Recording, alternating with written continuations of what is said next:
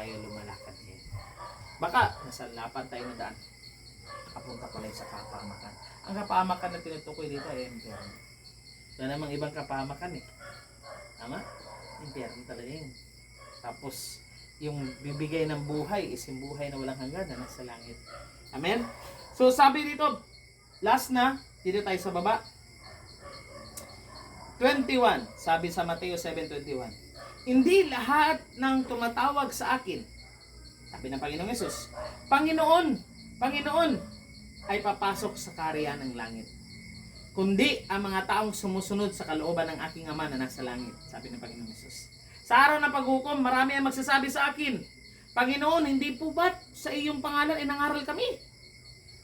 Nagpalayas kami ng mga demonyo at gumawa ng himala. Ngunit, sasabihin ko sa kanila, hindi ko kayo kilala. Lumayo kayo sa akin, kayong mga gumagawa ng kasamaan. Makikita natin dito na yung mga taong palang naglalakad sa daan ay yun yung mga taong gumagawa ng kasamaan sa mundo nito. Salamat sa Panginoon. Sa grasya niya, para tayo ay pinatawad na sa kasalanan. Kaya nga, sabi niya dito, hindi lahat ng tumatawag sa akin, Panginoon, Panginoon, ay papasok sa kaharian. Tingnan natin, no? Kung makita mo tayo, makita natin dito, na sa araw ng paghukom, marami magsasabi sa akin, Panginoon, hindi po ba sa iyong pangalan nangaral kami? Yung mga taong yun ay nangaral ng salita ng Diyos. Sila ay gumawa ng mga himala, pero gumagawa pa rin ng kasamaan. Kaya, impyerno pa rin ang pupuntahan. Ano sasabihin ng Panginoon? Hindi ko kayo kilala. May tanong ako. Pag nakapasok na ba ng Malacanang tayo? Wala pa na. Malacanang, wala pa. Sige, ganito. Pag ako pumunta ako ng Malacanang, siyempre, putak Malacanang. May presidente, nandun. Diyan ako sa gate. Guard, morning. Pasubla ko. Papasukin mo ako. Para saan? Bakit man? Kailangan ko makausap ang presidente. Ano sasabihin ng guard? O sige, sandali lang ha. Tatanungin ko sa presidente kung kilala ka niya. Tama?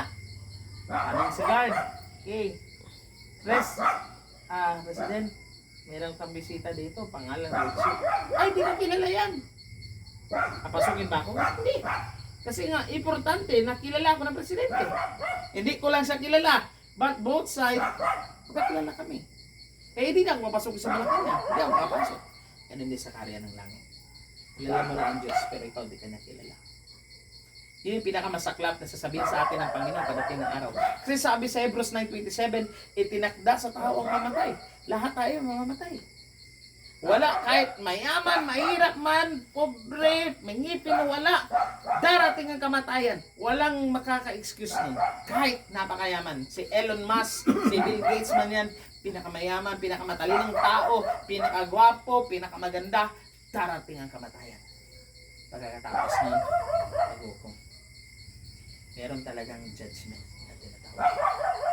Kaya nga, sa araw ng paghukom, ano kaya ang masasabi? Masasabi na kaya, well done, good and faithful servant. Enter to the joys of presence of God. Yun kaya ang masasabi ng Panginoon? O baka, hindi kita kilala. Yes. Kaya yun lang ang masasabi ko ngayong gabi.